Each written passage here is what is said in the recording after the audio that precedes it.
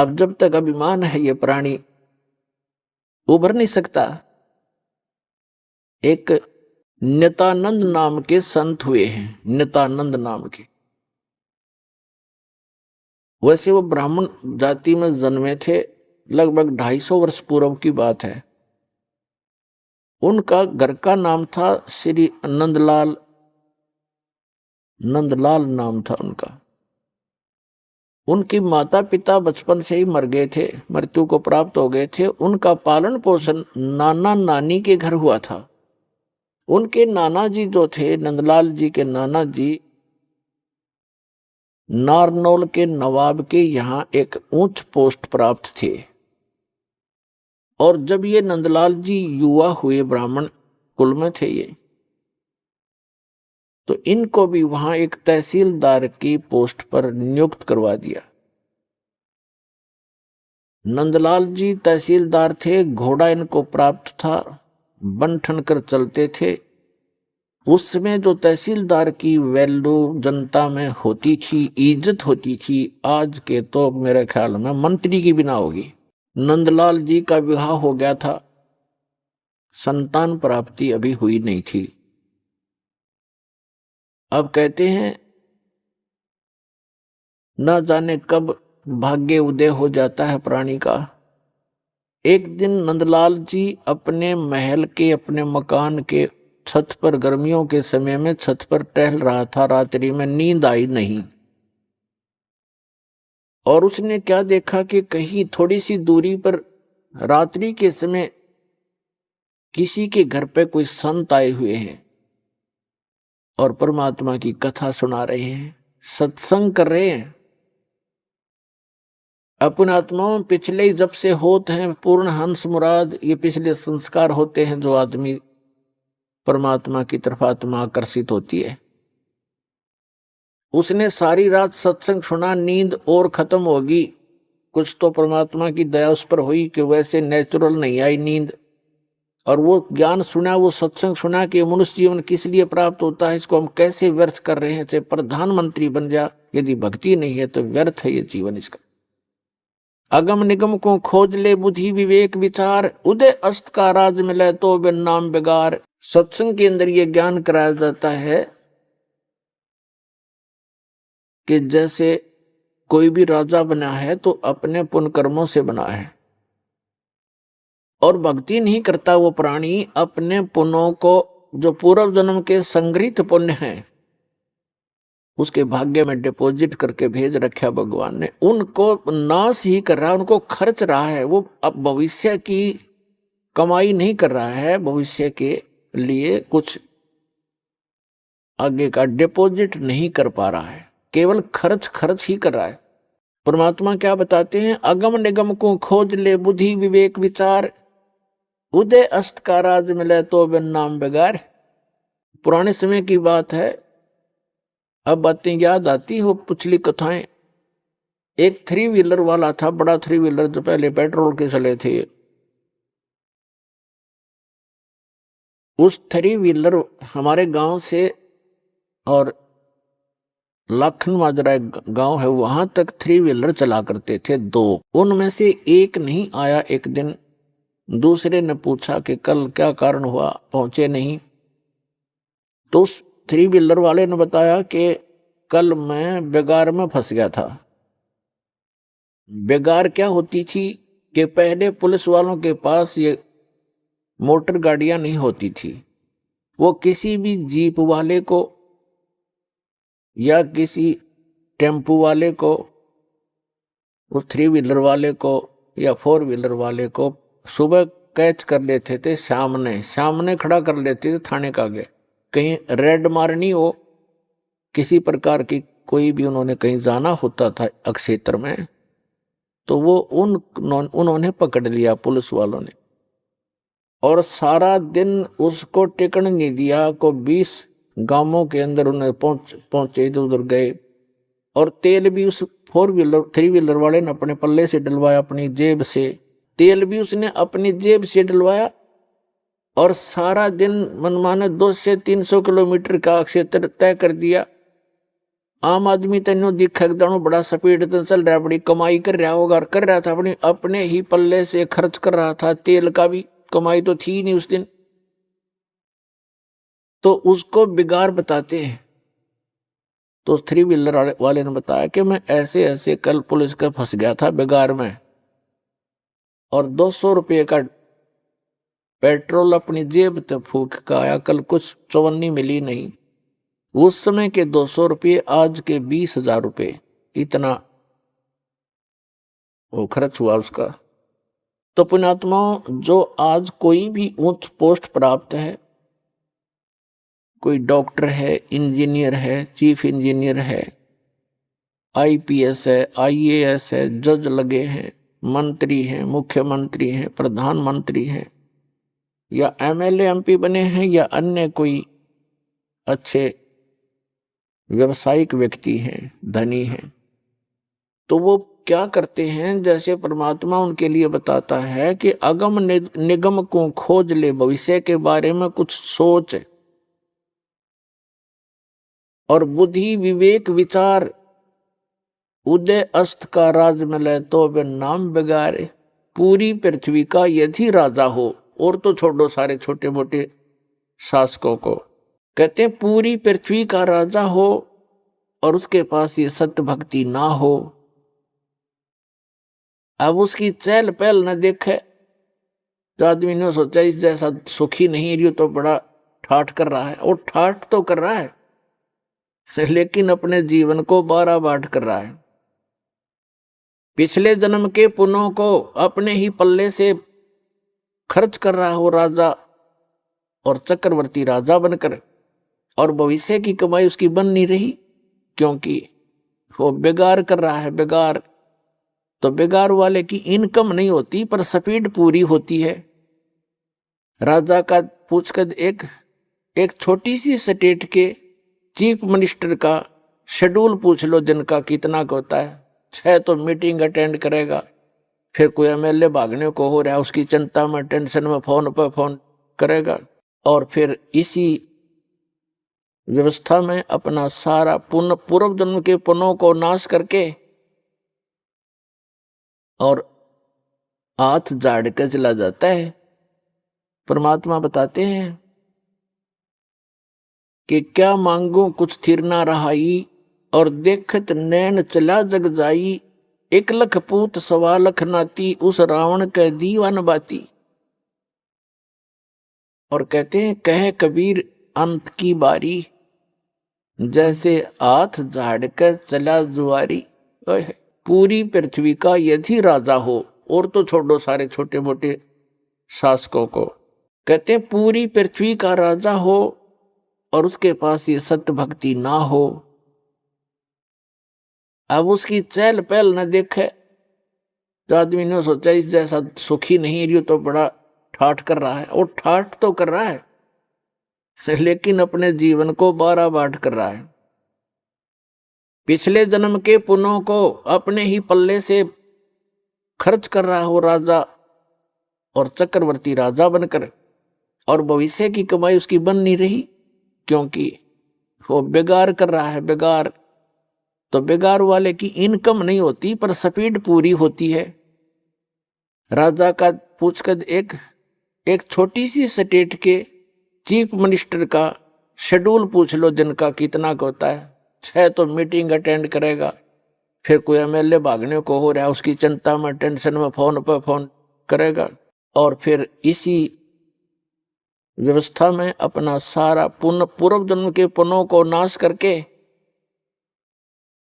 और हाथ झाड़ कर चला जाता है। परमात्मा बताते हैं कि क्या मांगो कुछ थिर ना रहाई, और देखत नैन चला जग जाई, 1 लख पूत 1.25 लाख नाती, उस रावण के दीवान बाती। और कहते हैं कहे कबीर अंत की बारी, जैसे हाथ झाड़ कर चला जुआरी। ये प्राणी ऐसे जाता है जो सतभक्ति नहीं करता, केवल इस राजपाट या इस संसार के झूठे ठाठ को ही संग्रहित करने में लगा रहता है, जैसे जुए में हारा हुआ जुआरी हाथ मसलता जाता है, खाली हाथ जाता है, रोता पीटता जाता है।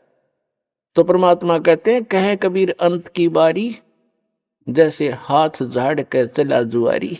ऐसे जाओगे सत भक्ति नहीं करते तो। अब नित्यानंद जी अपने मकान की छत के ऊपर ये सब ज्ञान सुनकर विचलित हो गया, इतना प्रभावित हो गया, तड़फ उठी आत्मा कि क्या कर रहा हूं मैं, और करना क्या चाहिए था। कुछ ब्राह्मण घर में जन्म, ब्राह्मण लोग परमात्मा को अवश्य याद करते थे, चाहे गीता के माध्यम से, चाहे श्री कृष्ण जी के रूप में। लेकिन पोस्ट प्राप्त होने के बाद इस जीव में अभिमान हो जाता है। आज से लगभग 250 वर्ष पहले ब्राह्मणों की एक बहुत विशेष रिस्पेक्ट होती थी समाज के अंदर, और ये सर्वोच्च कास्ट मानी जाती थी। इस कारण से भी अभिमान एक ब्राह्मण के घर जन्मे व्यक्ति में स्वाभाविक हो जाता था कि मैं ब्राह्मण घर में जन्मा हूं, ब्राह्मण कुल में जन्म है। दूसरे फिर वो तहसीलदार की पोस्ट। अब ये दो जबरदस्त बाधा उसके साथ अड़गी।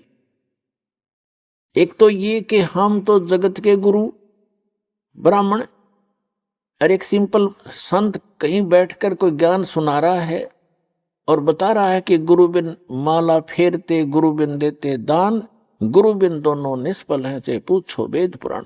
रामकृष्ण से कौन बड़ो उन्हों भी गुरु कीन, 3 लोक के वे धनी गुरु आज्ञा थी।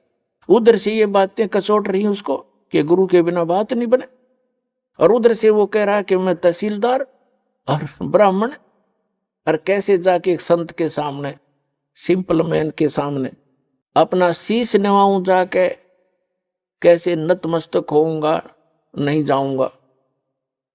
फिर वो बातें याद आती है कि कबीर हरि के नाम बिना ये राजा रसब हो, माटी लदे कुमार के, और घास ना नी रहे कोई। परमात्मा की वो बातें याद आती, सत्संग के वचन के भक्ति नहीं करी तो जीवन नाश हो गया।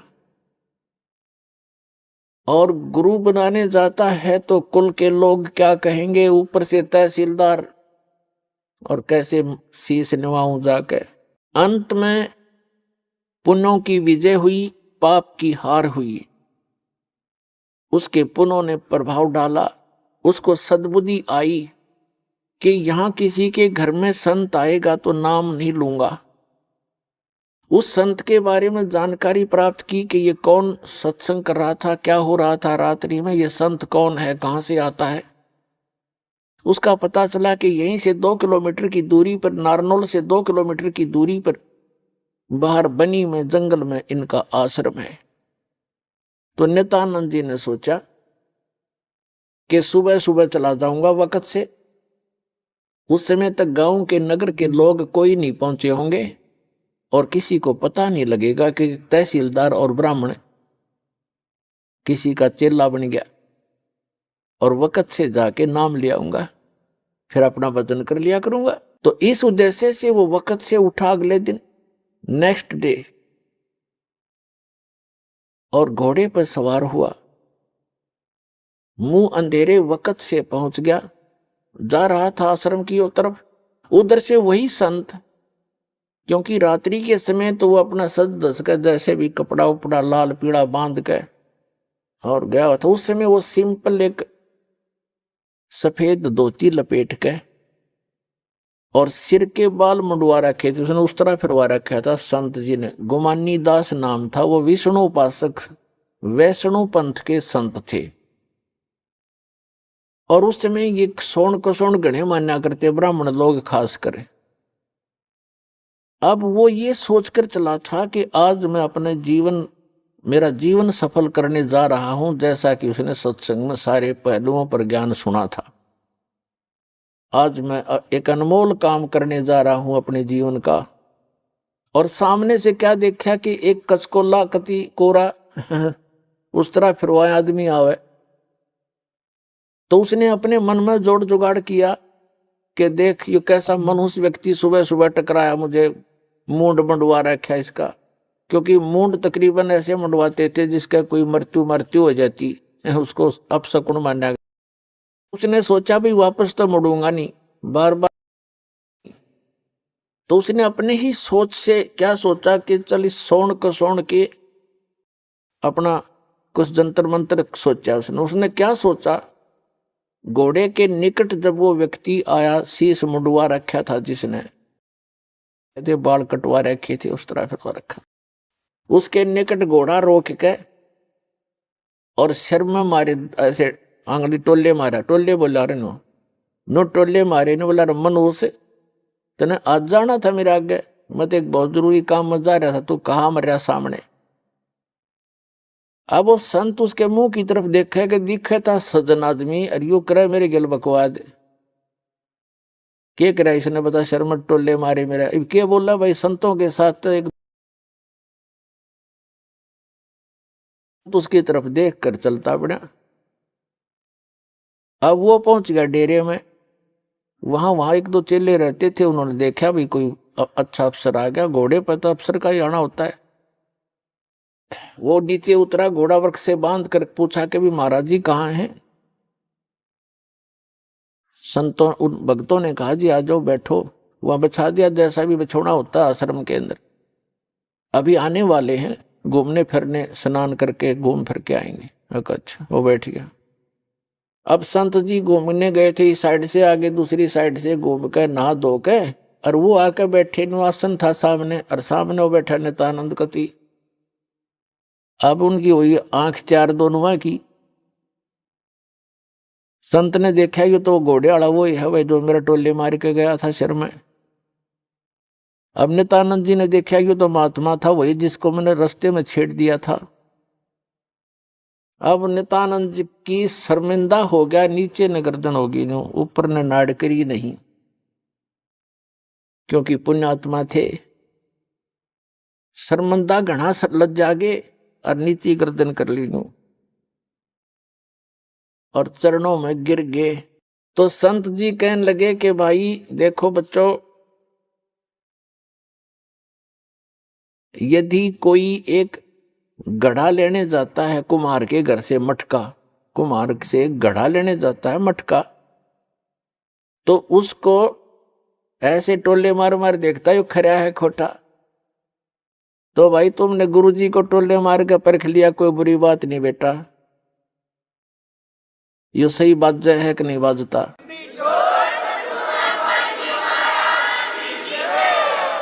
इतना सुन के और चरणों में बुरी तरह गिर गया, क्योंकि उसकी मरोड़ निकालनी थी, उसका ऐम खत्म करना था परमात्मा ने। और करबद्ध होकर कहने लगा, हे मालिक मैं बहुत नीच आत्मा हूं, और आप सचमुच संत हो, मैंने आपके साथ इतना अभद्र व्यवहार किया, आपने फिर भी मुझे सीने से लगा लिया। अब नित्यानंद जी के और हृदय में यह बात गहरी उतर गई कि भी सचमुच संत है, नहीं तो धमका देता, भगा देता, और नाम भी देता तो हृदय से ना देता तो मेरे आना भी विफल होता। तो संत ने कोई दुख नहीं माना, कोई बात नहीं बेटा, आपका उद्देश्य गलत नहीं था, मैं समझ गया था। जब तुझे यहां देखा तो मुझे आइडिया लगा लिया ये आदमी नेक है। ये कह ये रहा था कि मैं जा रहा हूं शुभ काम के लिए, तू आगे काम मर गया, तो उससे भी उसने आइडिया लगा लिया कि आदमी खास है और प्यासा है भगवान का। तो नित्यानंद जी ने दीक्षा ले ली, और दीक्षा लेकर के फिर उसकी पत्नी ने विरोध शुरू कर दिया। इतना विरोध कर दिया कि उसको ये डर हो जाता है इन बहनों को अज्ञान के कारण कि कहीं ये घर ना छोड़ दे। लेकिन साधु संत जो होते हैं वो घर छोड़ने की नहीं कहते, और जो बुराई छोड़कर भक्ति करने को कहते हैं। लेकिन उसको जैसे भी आसपास की औरतों ने भी पट्टी पढ़ा दी, ये तो बाबा बनेगा, ये तो घर छोड़ देगा, इतनी भक्ति करता है, रोज आश्रम में जाने लग गया। तो उसने उसके गुरुजी को भी अभद्र व्यवहार कर दिया उसकी पत्नी ने। तो उस नित्यानंद जी ने देख लिया एक दिन, तो उसने प्रार्थना करी परमात्मा, या तो ये मार्ग नहीं याद दिलाना था ठीक से, अपने डले ढो रहा था, कर्म फोड़ रहा था, फोड़ लेता। और हे परमात्मा भी अब बाधा बन के खड़ी होगी, या तो इसने सद्बुद्धि दो, ना इसकी माटी सुंगवा लो परमात्मा। या तो इसको सद्बुद्धि दो कि ये भी मेरा साथ दे, भक्ति करे, अपना कल्याण करवा ले, और नहीं तो दाता इसने वापस ले लो, तेरी आत्मा ने, मुझे जरूरत नहीं संसार की। कुछ दिनों के बाद क्या हुआ, 5-6 महीने के अंदर उसकी पत्नी बीमार हुई, मृत्यु को प्राप्त होगी, उसने घर त्याग दिया। और यहाँ हरियाणा के अंदर एक जटेला जोड़ है, 4-5 गांवों की सीमा का ज्वाइंट है, इकट्ठा के वहां जंक्शन है, वहां एक बड़ा जंगल सा था, उसमें रहने लग गया। अपने आत्माओं, उस समय उस नित्यानंद जी को जब ज्ञान हुआ, उसका नाम नित्यानंद रख दिया उस संत ने, नंदलाल से बदलकर, तब वो नित्यानंद नाम से प्रसिद्ध हुए। तो नित्यानंद जी ने फिर क्या कहा है कि ब्राह्मण कुल में जन्म था, मैं करता बहुत मरोड़, और गुरु गुमानी दास ने दिया कोबद गढ़ तोड़। कि मैं ब्राह्मण कुल में जन्म होने के कारण गणाभिमानी आदमी था, और गुरु गुमानी दास ने, उनके गुमानी दास नाम थे गुरु जी का, कि गुरु गुमानी दास ने यो दिया कोबद गढ़ तोड़। ये कोबद का किला था, मान बढ़ाई अहंकार, और जब तक इसका नाश नहीं होगा इतना भगवान मिला नहीं। सिर सौंप्या गुरुदेव को, सफल हुआ ये शीश, नित्यानंद इस शीश पर आप बसे जगदीश। अब क्या बताते हैं, नित्यानंद जी कहते हैं सिर सौंप्या गुरुदेव को और सफल हुआ ये शीश, नित्यानंद इस शीश पर आप बसे जगदीश। अब सिर कैसे सौंपना होता है कि गुरु जी की आज्ञा का पालन करें। तो गुरु पद पर जो होते हैं उनको पता होता है। परमात्मा कहते हैं बहुत प्यारा बालक माँ का, माता को अपना बच्चा बेटा या बेटी बहुत प्रिय होती है। कहावत है कि माँ पिता से 100 गुना प्रिय ममता अपने बालक में माता को होती है, और माता से भी 100 गुना ममता प्रिय गुरु को अपना शिष्य या शिष्या होती है। तो अंदाजा लगा लेना कि गुरु जी आपके कितने हितैषी होते हैं। तो गुरु जी की आज्ञा का पालन करें। पहली भक्ति मार्ग का प्रथम एक ये मंत्र नोट कर ले, भाई जो गुरु बचन पे डट गे, रकट गे फंद 84 के। भाई जो गुरु बचन पे डट गे, कट गे फंद 84 के, कट गे फंद 84 के, रकट गे फंद 84 के। भाई जो गुरु बचन पे डट गे, रकट गे। वस्तु मिली ठोर की ठोड़, मिट मिट गी मन पापी की दौड़। वस्तु मिली ठोर की ठोड़, मिट गी मन पापी की दौड़। भरम मिटे मथुरा काशी के, भरम मिटे मथुरा काशी के। भाई जो गुरु बचन पे डट गे, कट गे फंद 84 के, कट गे फंद 84 के, रकट गे। ये एक कवि का बनाया हुआ गान है। इसमें भी बहुत प्रेरणा है कि जो गुरु जी के वचन पर स्थिर हो जाते हैं, गुरु जी की आज्ञा का पालन करते हैं, उनके ये 84 लाख योनियों में दुख पाने के ये संकट समाप्त हो जाते हैं। अब गुरु जी को कैसे गुरु की आज्ञा का पालन करना है। सिर सौंप्या गुरुदेव को, सफल होया ये शीश, नित्यानंद इस शीश पर आप बसे जगदीश। सिर कैसे सौंपना होता है, सिर काटना नहीं, गुरु जी के आज्ञा का पालन करना ही सिर सौंपना होता। एक गुरुजी थे, उनके 4-5 शिष्य थे, आश्रम में रहते थे। रोज ही प्रतिदिन शिक्षा यही दी जाती है। प्रत्येक गुरु जो होते हैं ये 5-4 फार्मूले पक्के सिखाता है गुरु को, चेलों को, और ये ही कारगर होते हैं। अब जैसे कोई भी भांग बोता है खेत में, तो वो भी खेत को संवारने के तरीके सारे बता देगा, लेकिन बीज गलत है तो वो सारे तरीके गलत हो गए। बोना था गेहूं, बीजना था गेहूं, बो दिए भांग। ये तो बाद में बताऊंगा, लेकिन जो प्रसंग चल रहा है उसी को आगे बढ़ाते हैं। एक गुरुजी थे और वो अपने शिष्यों को शिक्षा देते ही रहते हैं, जैसे प्रतिदिन सत्संग के माध्यम से या वैसे भी टिप्पणी करते हैं, बैठते हैं जब बच्चे, अच्छी शिक्षा देते हैं। एक दिन गुरुजी ने कहा कि देखो भाई, जो गुरुजी की आज्ञा पालन नहीं करते बच्चों, वो कभी सफल नहीं होते, उनको घोर पाप लगता है, उनकी भक्ति नाश हो जाती है। सब शिष्य बैठे हैं, गुरुजी आसन पर बैठे हैं, वो वहां बैठे बैठे सुन रहे हैं। जी गुरुजी बिल्कुल सही है। तो गुरुजी ने कहा कि मेरा एक आदेश है कि तुम मेरे सिर में अपने 5-5 जूते मारो। और ये भी शिक्षा दी जाती थी, गुरु मानुष कर जानते ते नर गई अंध, महादुखी संसार में आ गए यम के फंद। गुरु को परमात्मा के तुल्य मानना चाहिए। अब उनके सामने धर्म संकट खड़ा हो गया। गुरुजी की आज्ञा का पालन नहीं करें तो भक्ति का नाश हो गया, और गुरुजी की तरफ हाथ कर दिया तो कट जाए वो हाथ, इससे अच्छा था। तो पर उस गुरुदेव ने कहा, मैं क्या शिक्षा दे रहा था तुम्हारे को, बस ऐसे भक्त तो मेरी आज्ञा का पालन नहीं कर रहे। नीची गर्दन कर ली। एक खड़ा हुआ, अपना जूता निकाला, गुरुजी के पास आकर बैठ गया और अपने सिर में 5 जूते मारे, मट्टाए मट मट्टाए मट। तब गुरुजी ने कहा, भाई डंडी मत मारे, तेरे सिर में नहीं मेरे सिर में कहा था मैंने। तब उस गुरु चेले ने कहा कि गुरुदेव, इस दास का शीश भी तो आपका ही है।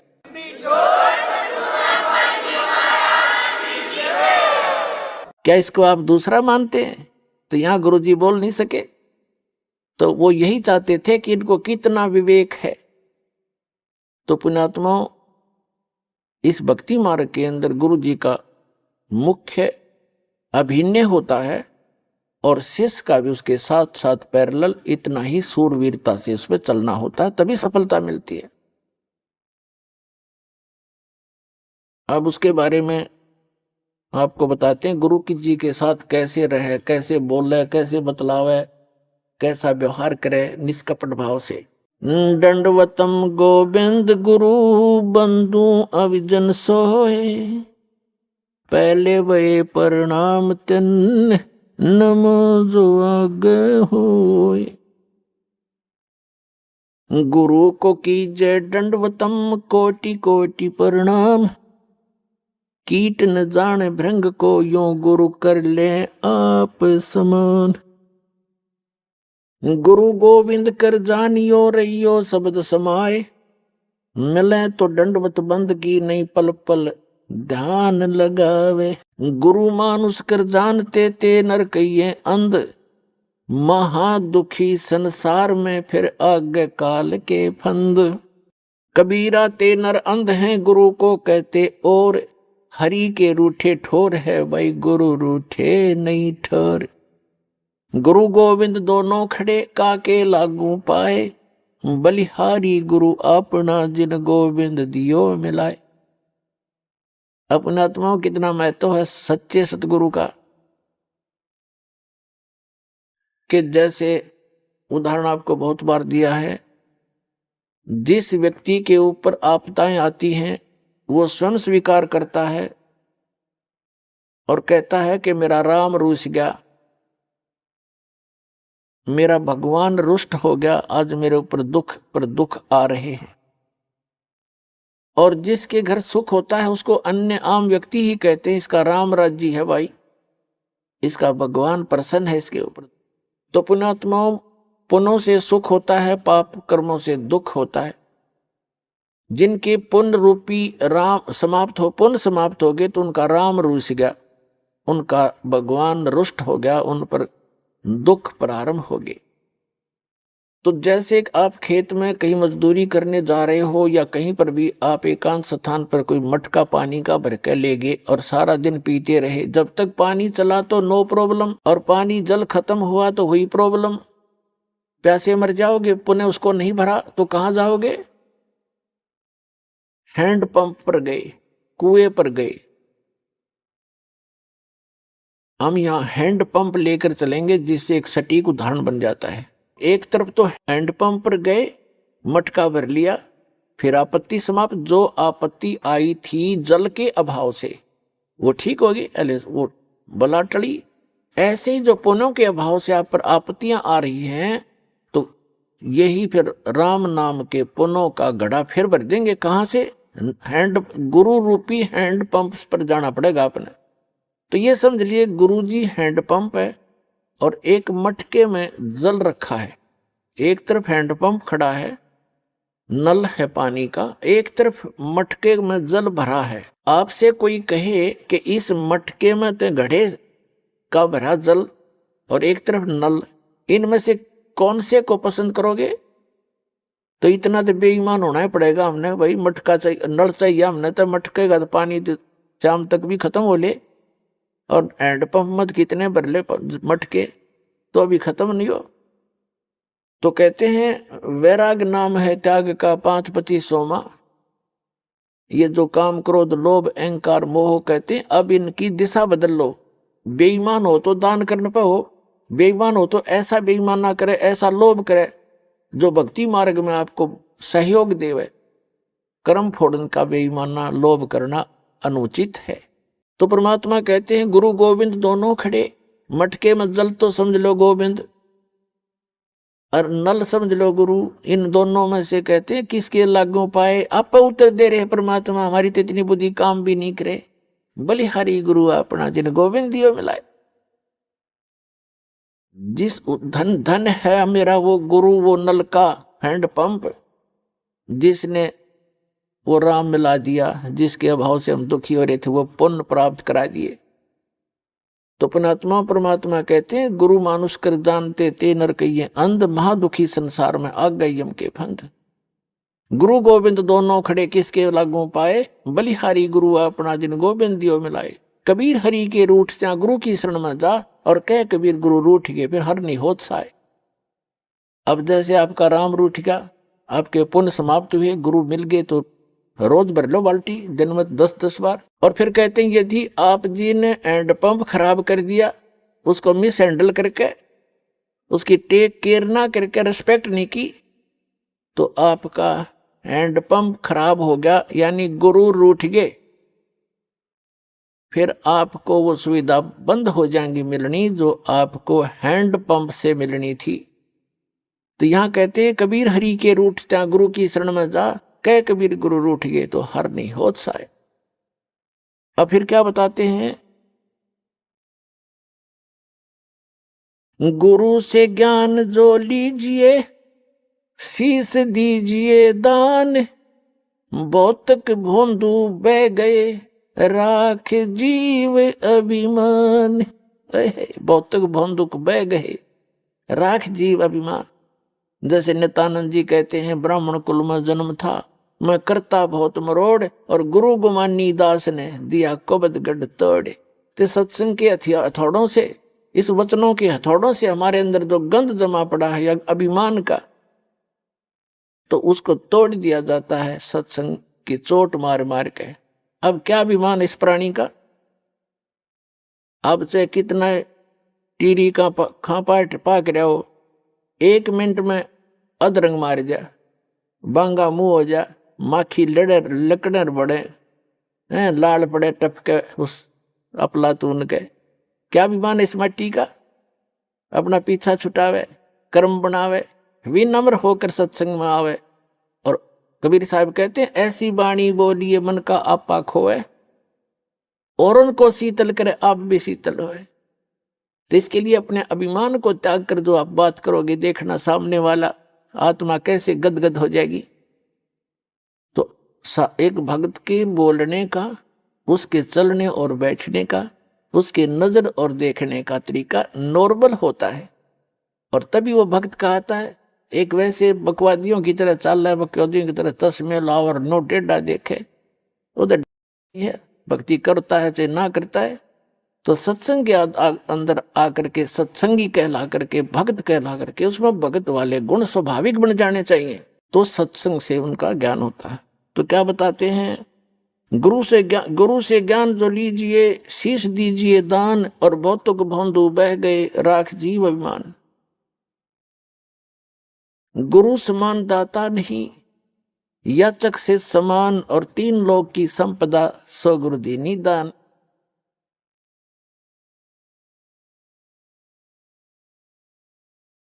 फिर क्या बताते हैं कि कबीर तन मन दिया तो भला किया, सिर का दासी भार, और जय कभू ये कह दिया कि मैंने दे दिया तो बहुत सहेगा मार। परमात्मा यहाँ तक कहते हैं जैसे, क्योंकि इस काल ने तो आपका भक्ति नाश कराना है, और आपने परमात्मा के इस ज्ञान से अपना इसको सुरक्षित रखना है। परमात्मा कहते हैं कि जैसे माता गर्भ को रख यत्न बना, और ठेस लगे तो छन हो तेरी ऐसे भक्ति जा। जैसे किसी बहन को, किसी माई को काफी समय के उपरांत या कभी भी गर्भ रहा हो, और उसके उपरांत वो कितनी सावधानी बरतती है उस अपने लाल को प्रफुल्लित करने के लिए, सफल करने के लिए, सुरक्षित रखने के लिए। चलते समय भी ये सोचती है कि ऊंचे नीचे पे पैर ना टिक जा, कहीं झटका ना लग जा। रात्रि के समय सोते समय भी जब करवट बदलती है तब भी बहुत उदड़ कर पड़ती है, कहीं मेरे बालक का ठेस तो नहीं लगी। परमात्मा कहते हैं कि जैसे माता गर्भ को और रख यत्न बना, ठेस लगे तो छन होए तेरी ऐसे भक्ति जा। जरा सा भी कोई झटका लग गया तो तेरी भक्ति ऐसे नाश हो जाएगी जैसे उस माई का गर्भपात हो जाए। उसको कितना कष्ट होता है, कितना रोती है उस समय को कि कैसे बात बिगड़ गई। तो परमात्मा याद दिलाते हैं जैसे माता गर्भ को रख यत्न बना, ठेस लगे तो छिन्न हो जा, क्षीण हो जाता है, तेरी ऐसे भक्ति नसावे। तो क्या बताते हैं कि कोई भी किसी को तो सेवा का अभिमान हो जाएगा, और किसी को धन का, किसी को और किसी दान का। तो पुण्यात्मा परमात्मा कहते हैं कोई भी प्रकार का यदि आप में अभिमान हुआ है तो आपका भक्ति नाशक बन गया। तन मन दिया तो भला किया, सिर का दासी भार, और जय कभी ये कह दिया कि मैंने इतना दान कर दिया तो बहुत सह सिर मार। वो भक्त, वो दान तो नष्ट हो ही हो गया और भक्तिहीन भी हो गया। तो कैसे? पुण्यात्माओं, जब तक आप जी को ये अध्यात्म ज्ञान नहीं होगा तब तक आप सफल नहीं हो सकते। इसलिए दास का उद्देश्य रहता है कि आपको मैक्सिमम अध्यात्म ज्ञान से परिचित कराऊं, मर्यादाओं से परिचित कराऊं, और तभी आप सफल होगे, मार नहीं खाओगे। जैसे नए नए भक्त आते हैं, वो क्या कहते हैं, जैसे उनको दान धर्म करने के लिए प्रेरित किया जाता है जो उनके हित में होता है। पुण्यात्माओं, एक पुराने समय में जब हमारे पूर्वजों के पुण्य अच्छे होते थे, जब कभी कोई वर्षा ना होती थी, गांव के लोग इकट्ठे होते थे और एक सामूहिक भंडारा करते थे, कलेक्शन करके सब तय, और मीठे चौड़ बनाया करते और आप बना के आप खाया करते, बैठ कर भगवान तरत कराया करते। न्यों क्या करते, धर्म कर दिया, राम बरसेगा, और वो वर्षा हो जाया करती थी। अपने आत्माओं, एक मीठे चौड़ों तो जो वर्षा हो जाया करती है, तो यहां तो अमृत बरसा देगा भगवान की, इतना गजब का भंडारा हो रहा है।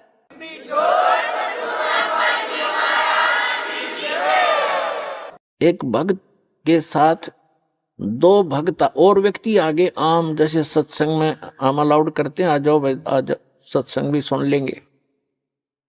तो उन्होंने देखा यहां जहां भी सत्संग हमारा चल रहा है कि क्या करते हैं, गरम गरम चाय की टैंकी भरी है, और गर्मियों के दिन में कहीं नींबुओं के टोकरी की टोकरी भरी है, चीनी की बोरी खोल रखी है हैं, और भगत काटे नींबू बिलाओ पानी बनाओ सेकंड गुट गुट पीओ, कोई खाना खा रहा है, कोई दूध पी रहा है, कहीं हलवा मिल रहा है। तो उन दोनों में से जो नए आए थे उनमें से एक कहने लगा, बोला भाई गांव में न्यू कह रहे हैं, बोला वहां पर राम उतर रहा है, बोला राम आ रहा है, भगवान उतर रहा है।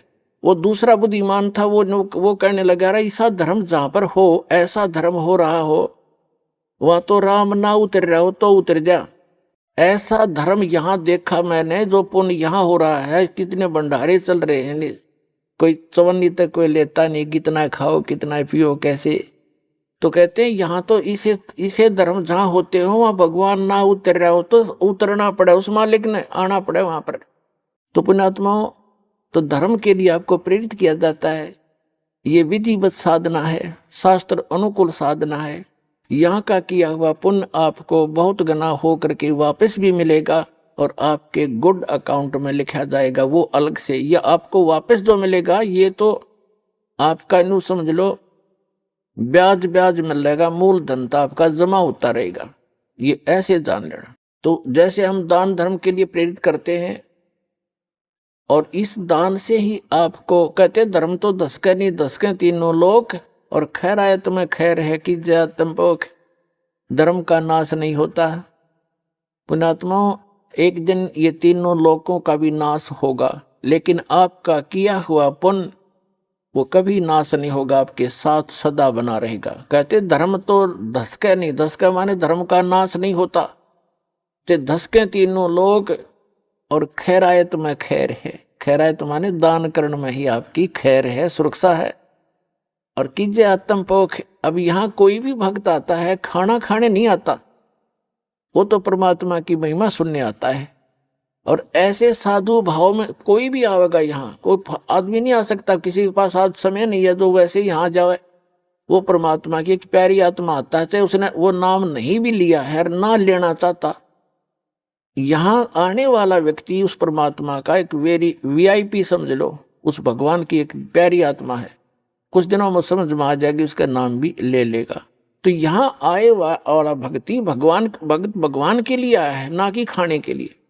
और ऐसे भगत को यहाँ खाना खिलाना, उसको भोजन में सहयोग देना भंडारे में, इसके पुण्य की कोई गिनती नहीं। प्रसंग चल रहा कि जैसे कई भक्तों को प्रेरणा दी जाती है कि भाई आप जोत बोलो हवन के लिए। देखो पुण्यात्मा, हमारे कई प्रकार के पाप हमने इकट्ठे कर रखे हैं। जैसे एक दास ने एक वाणी बोली थी भगवान की कि मानत नामन मोरा साधो मानत नामन मोरा रे, और बार बार मैं ये समझाऊं जग में जीवन थोड़ा रे। फिर क्या बताते हैं कि शरण पड़े को गुरु संभाले जान का बालक भोरा रे, और कह कबीर तुम चरण चित राखो जो सुई में डोरा रे। जैसे कोई बालक छोटा सा होता है, 5-4 महीने का, 7-8 महीने का, 9 महीने का बच्चा, वो पालने में सुला रखा होता, माता काम लग जाती है अपने घर के काम में। थोड़ी सी देर में वो रोने लगता है तो देख उसको पता लग जाता माता को, या तो ये भूखा हो गया या इसने टट्टी पेशाब कर लिया। तो जाकर देखती है तो टट्टी पेशाब करके और सारे कपड़ों को भी खराब कर रखा है, अपने पैर पूर भी खराब कर रखे हैं, हाथ हूथ भी लगा रखा है, टट्टी लगी उसके हाथों के। उस माता को वो बच्चा बुरा नहीं लगता, वो उसको उठाती है और नवाती है, खूब साफ करती है, उसके कपड़े धोती है, नए कपड़े पहनाती है, फिर लाड करती है, सीने से लगाती। उसको मालूम है कि बालक है, इसको पता नहीं, गलती इसने अनजान है, ये ऐसे सारा दोना टट्टी में सना पड़ा है, तो उसको बुरा नहीं लगता। माता को पता है, इसे पता नहीं। तो इसी प्रकार आप जब यहां आए हो, इस कलयुग में पहुंच चुके हो, आप इतने पाप कर्मों से सन गए हो, और आपको पता नहीं कितने पाप कर लिए, जैसे उस बालक ने कर लिए, उसको पता नहीं तू ये क्या कर रहा है। तो ऐसे अबोध जानता है भगवान आपको, ये सत्कर मान ले। फिर परमात्मा कहते हैं कि शरण पड़े को गुरु संभाले और जान का बालक भोला रे। और आपका क्या फर्ज बताया परमात्मा ने, आपका क्या कर्तव्य बताया है कि कहे कबीर तुम चरण चित राखो जो सुई में डोरा रे। आप अपने गुरुदेव के प्रति इतना लगाव बना कर रखना अटूट, जैसे सुई के अंदर धागा डाल दिया जाता है और नीचे गांठ लगा दी जाए तो वो सुई के साथ लटकता ही रहता है।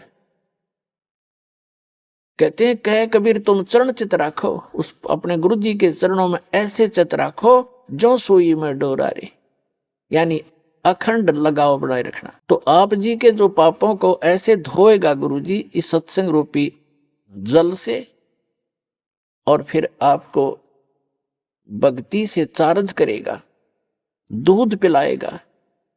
अपने आत्मा आपको कंपलसरी कर रखा है कि 4 महीने के अंदर आपने आना ही पड़ेगा जो भारतवर्ष में रह रहा है।